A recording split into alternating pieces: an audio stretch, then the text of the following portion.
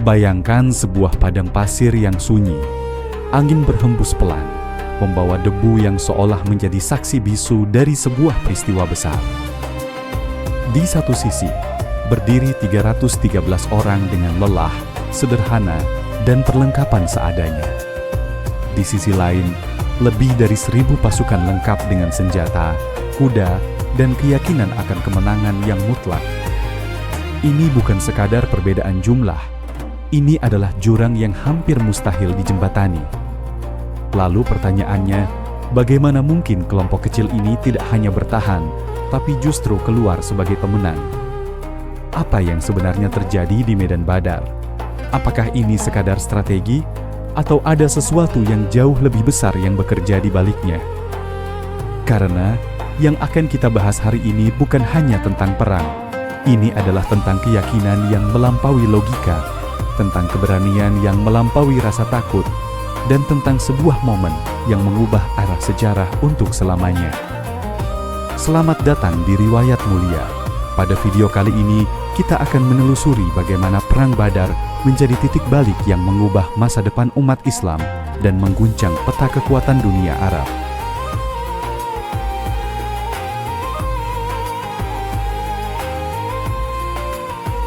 Sebelum debu Badar berterbangan dan pedang-pedang terhunus, kisah ini dimulai jauh dari medan perang.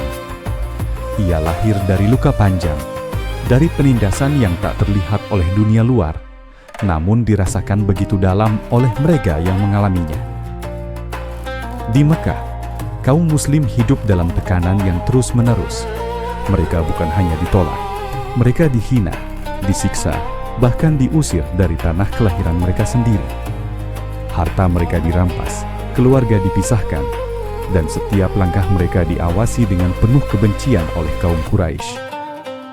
Namun di tengah gelapnya penindasan itu, ada satu cahaya yang tak pernah padam: iman. Keyakinan kepada Allah membuat mereka tetap berdiri, meski dunia seakan runtuh di sekitar mereka. Hingga akhirnya, sebuah keputusan besar diambil: hijrah. Perjalanan menuju Madinah bukan sekedar perpindahan tempat. Itu adalah titik awal dari sebuah kebangkitan. Di kota baru itu, kaum Muslim mulai membangun kehidupan kembali. Mereka menyusun kekuatan, mempererat persaudaraan, dan perlahan bangkit dari keterburukan. Namun luka lama belum sembuh. Kaum Quraisy tidak berhenti. Mereka terus mengancam, terus menunjukkan bahwa konflik ini belum selesai. Bahkan harta yang ditinggalkan oleh kaum Muslim di Mekah dimanfaatkan oleh Quraisy untuk memperkuat kekuatan mereka. Disinilah titik balik mulai terbentuk. Kaum Muslim tidak lagi hanya bertahan. Mereka mulai berpikir untuk memberikan tekanan balik. Salah satunya dengan menghadang kafilah dagang Quraisy, sebuah langkah strategis yang bukan sekedar ekonomi, tapi juga pesan bahwa mereka tidak lagi lemah seperti dulu. Dan tanpa disadari, langkah inilah yang akan membawa mereka menuju sebuah peristiwa besar yang akan dikenang sepanjang sejarah.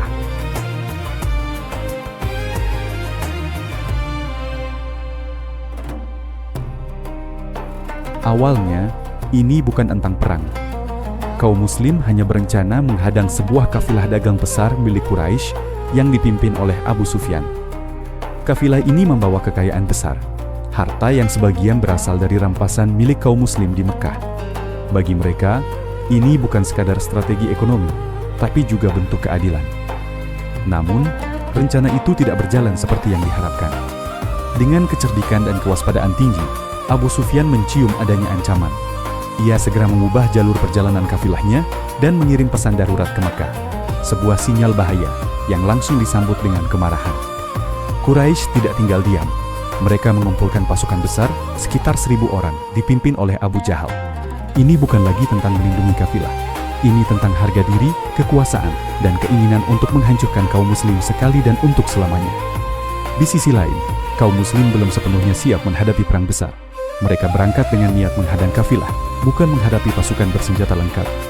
Ketika kabar datang bahwa kafilah telah lolos, dan yang mendekat justru pasukan perang Quraisy, suasana berubah drastis. Kini mereka dihadapkan pada pilihan yang sangat berat: mundur dan mungkin kehilangan wibawa yang baru saja dibangun, atau tetap bertahan menghadapi kekuatan yang jauh lebih besar dari mereka. Di tengah ketegangan itu, Nabi Muhammad tidak mengambil keputusan sendiri. Ia mengumpulkan para sahabatnya, bermusyawarah, mendengarkan setiap pendapat. Dan di sanalah, di tengah ketidakpastian, lahir sebuah keputusan besar. Keputusan yang akan membawa mereka menuju medan Badar.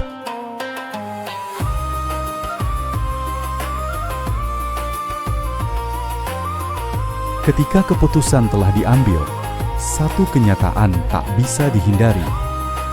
Ini bukan pertarungan yang seimbang. Di pihak kaum muslim, hanya sekitar 313 orang yang berdiri.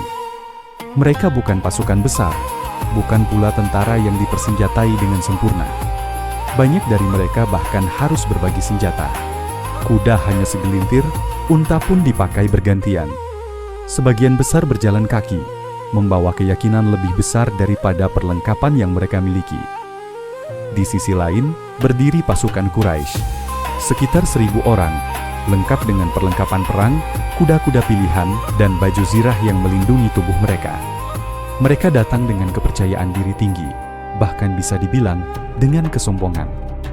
Perbedaan ini bukan hanya soal jumlah, ini tentang kesiapan, tentang pengalaman, tentang kekuatan fisik yang tampak jelas di depan mata. Namun, ada satu hal yang tidak terlihat. Di balik barisan sederhana itu, ada hati-hati yang dipenuhi iman. Mereka tidak berperang untuk kekuasaan, tidak pula untuk harta. Mereka berdiri dengan satu tujuan, mempertahankan keyakinan yang telah mereka perjuangkan dengan pengorbanan besar. Sementara di pihak Quraisy, motivasi mereka dipenuhi oleh amarah, harga diri, dan keinginan untuk menunjukkan dominasi. Mereka ingin membuktikan bahwa kaum muslim tidak lebih dari kelompok kecil yang bisa dihancurkan kapan saja. Dua kekuatan, dua tujuan, dua dunia yang berbeda. Dan di antara keduanya, terbentang sebuah medan bernama Badar. Tempat di mana jumlah dan kekuatan fisik akan diuji, melawan sesuatu yang jauh lebih dalam, keyakinan.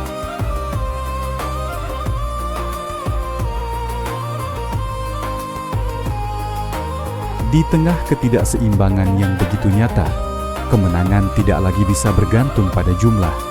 Yang dibutuhkan adalah sesuatu yang lebih tajam dari pedang, strategi, dan kepemimpinan.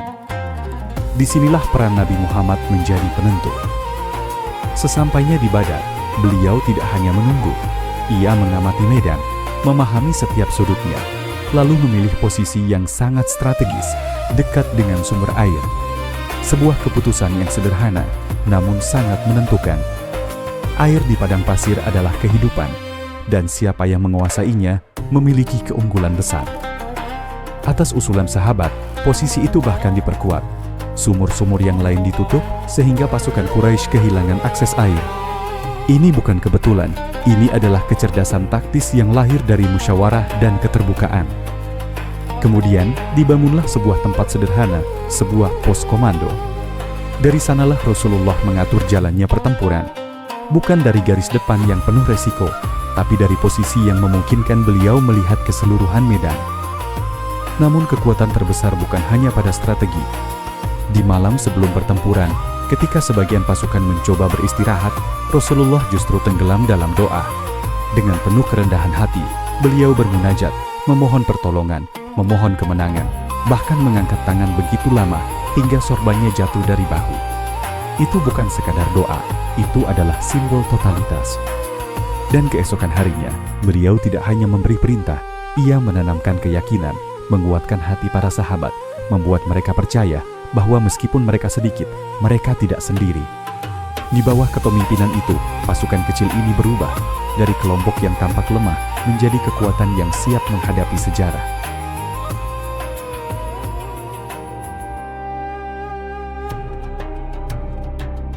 Pagi itu, Badar tidak lagi sunyi. Dua pasukan berdiri saling berhadapan. Angin gurun berhembus pelan, membawa ketegangan yang terasa begitu berat di udara. Tidak ada yang benar-benar tahu bagaimana semua ini akan berakhir. Seperti tradisi perang saat itu, pertempuran diawali dengan duel satu lawan satu. Dari pihak Quraisy, maju tokoh-tokoh mereka dengan penuh percaya diri. Dari barisan kaum muslim, melangkah para sahabat dengan keberanian yang penuh. Di antara mereka berdiri nama-nama besar seperti Ali bin Abi Thalib, Hamzah bin Abdul Muttalib, dan Ubaidah bin Harith. Duel itu berlangsung cepat dan menjadi pertanda kaum muslim memenangkan pertarungan pembuka, sebuah sinyal kecil bahwa sesuatu yang tidak biasa sedang terjadi. Lalu, pertempuran besar pun dimulai. Pasukan muslim bergerak dengan koordinasi yang apik. Mereka tidak menyerang secara membabi buta. Setiap langkah terasa terarah, setiap serangan memiliki tujuan. Di tengah keterbatasan, keberanian para sahabat menjadi pemandangan yang luar biasa. Mereka maju bukan karena yakin akan hidup, tapi karena siap menghadapi apapun yang Allah takdirkan. Sementara itu, di pihak Quraisy, kepercayaan diri mulai terguncang. Mereka tidak menyangka akan mendapatkan perlawanan sekuat ini dari pasukan yang jauh lebih kecil. Benturan demi benturan terjadi, debu berterbangan, suara pedang beradu memenuhi udara. Dan di tengah kekacauan itu, ada momen-momen kecil yang perlahan mengubah arah pertempuran. Momen di mana rasa takut berpindah dari satu pihak ke pihak lainnya. Dan tanpa disadari, keseimbangan mulai bergeser.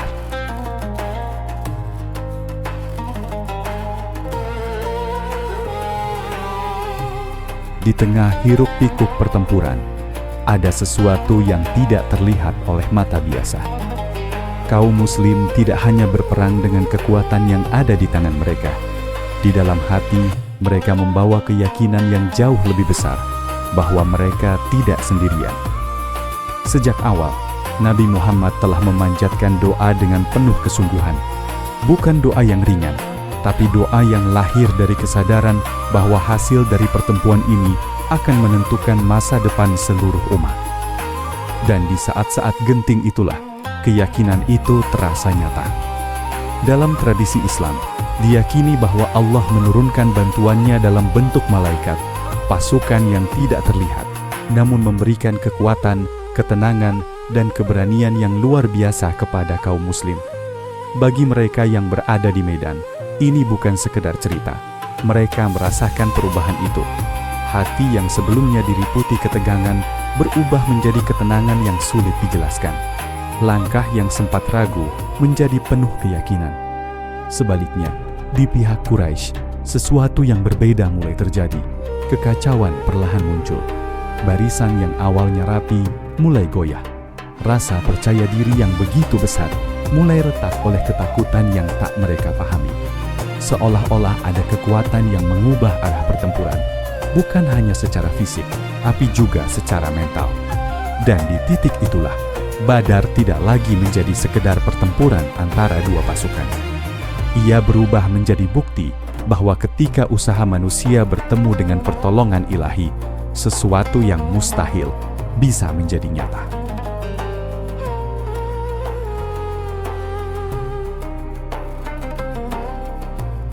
Ketika debu mulai mereda dan suara pedang perlahan menghilang, satu kenyataan tak terbantahkan muncul di hadapan semua yang menyaksikan.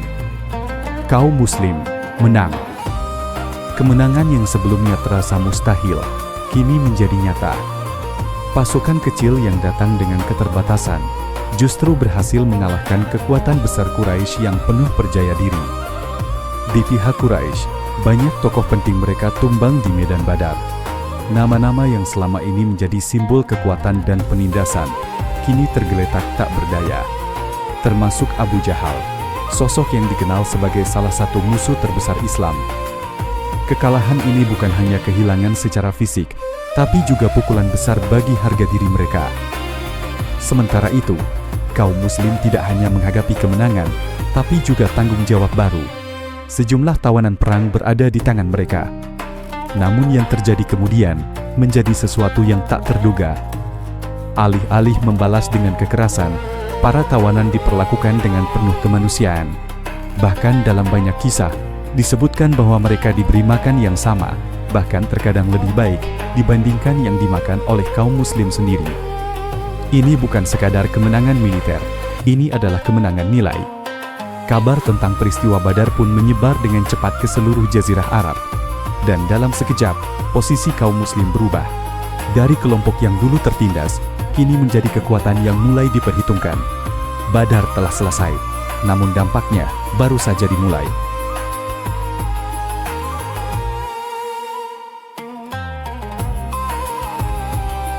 Kemenangan di Badar bukanlah akhir dari sebuah kisah. Justru, itulah awal dari perubahan besar yang mengguncang seluruh jazirah Arab. Untuk pertama kalinya, kaum Muslim tidak lagi dipandang sebagai kelompok kecil yang bisa diabaikan. Mereka telah membuktikan bahwa mereka memiliki kekuatan, bukan hanya secara fisik, tetapi juga secara mental dan spiritual. Di Madinah, kepercayaan diri tumbuh dengan cepat. Kaum Muslim yang sebelumnya hidup dalam bayang-bayang ancaman, kini berdiri dengan keyakinan baru. Mereka bukan lagi sekadar bertahan, mereka mulai membangun masa depan. Namun di luar Madinah, reaksi yang muncul tidak selalu sama. Banyak suku Arab mulai memperhatikan. Mereka melihat bahwa kekuatan baru telah lahir. Sebagian mulai mendekat, mempertimbangkan untuk menjalin hubungan. Namun sebagian lainnya justru merasa terancam. Kemenangan ini juga memunculkan dinamika baru di dalam Madinah sendiri. Muncul kelompok yang secara lahiriah mengaku bersama kaum Muslim, namun di dalam hati menyimpan keraguan dan kepentingan pribadi. Mereka dikenal sebagai kaum munafik, sebuah tantangan baru yang tidak terlihat secara langsung, namun bisa merusak dari dalam. Sementara itu, di Mekah, kekalahan di Badar menyisakan luka yang dalam. Kaum Quraisy tidak tinggal diam. Mereka menahan amarah, menyusun rencana, dan menunggu waktu untuk membalas. Badar bukan akhir bagi mereka, ini adalah awal dari dendam yang lebih besar. Peta kekuatan pun berubah. Hubungan antara kaum Muslim dan Quraisy tidak lagi sekadar konflik, tapi telah menjadi pertarungan terbuka yang akan terus berlanjut. Dan sejak saat itu, dunia Arab tidak pernah benar-benar sama lagi.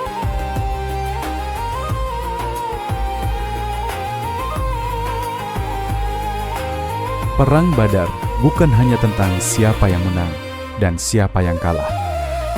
Di balik setiap dentingan pedang dan setiap langkah di medan pasir, tersimpan pelajaran yang melampaui zamannya. Pelajaran yang tetap hidup bahkan hingga hari ini. Yang pertama, kemenangan tidak selalu ditentukan oleh jumlah. Di Badar, 313 orang menghadapi lebih dari 1.000 pasukan. Secara logika, hasilnya seharusnya sudah jelas. Namun kenyataan berkata sebaliknya. Ini menjadi pengingat bahwa dalam hidup, kekuatan terbesar bukan selalu yang terlihat oleh mata. Yang kedua, pentingnya strategi dan kepemimpinan. Di bawah arahan Nabi Muhammad, setiap keputusan diambil dengan penuh pertimbangan. Posisi, waktu, hingga cara menghadapi musuh. Semuanya menunjukkan bahwa kemenangan bukan hanya soal keberanian, tapi juga kecerdasan dalam bertindak. Yang ketiga, persatuan. Kaum Muslim di Badar berdiri sebagai satu barisan. Tidak ada kepentingan pribadi, tidak ada perpecahan. Mereka bergerak dengan tujuan yang sama, dan itulah yang membuat mereka kuat. Dan yang paling dalam adalah tentang iman. Keyakinan yang tidak goyah, bahkan ketika kenyataan terlihat tidak berpihak. Kepercayaan bahwa setiap usaha, sekecil apapun, tidak pernah sia-sia di hadapan Allah. Badar mengajarkan bahwa perubahan besar selalu menuntut pengorbanan, bahwa jalan menuju kemenangan seringkali dimulai dari kondisi yang paling sulit, dan bahwa di balik setiap ujian selalu ada kemungkinan untuk lahirnya sesuatu yang jauh lebih besar.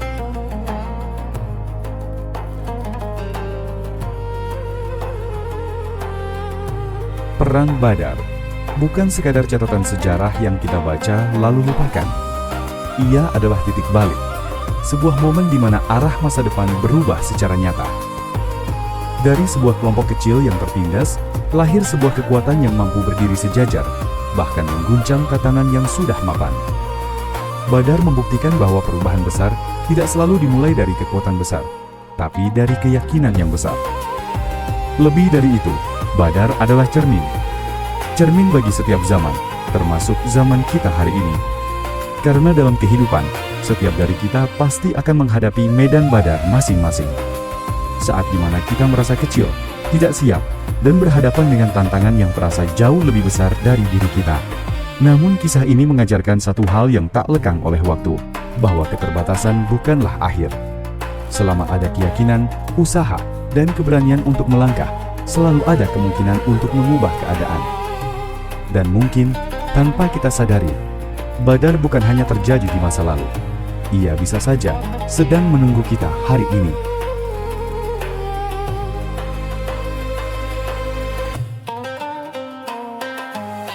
Kisah Perang Badar bukan hanya untuk dikenang, tapi untuk direnungkan dan diambil pelajarannya dalam kehidupan kita hari ini. Jika cerita ini menyentuh hatimu, jangan biarkan ia berhenti di sini. Bagikan kepada orang lain, karena mungkin kisah ini bisa menjadi kekuatan bagi mereka yang sedang menghadapi perang dalam hidupnya. Dukung channel Riwayat Mulia dengan menekan tombol like, subscribe, dan share, agar lebih banyak kisah inspiratif sejarah Islam yang bisa terus kita hidupkan bersama. Dan ingat, ini baru satu dari sekian banyak kisah besar yang akan kita telusuri. Terima kasih sudah menonton, sampai jumpa di kisah luar biasa berikutnya.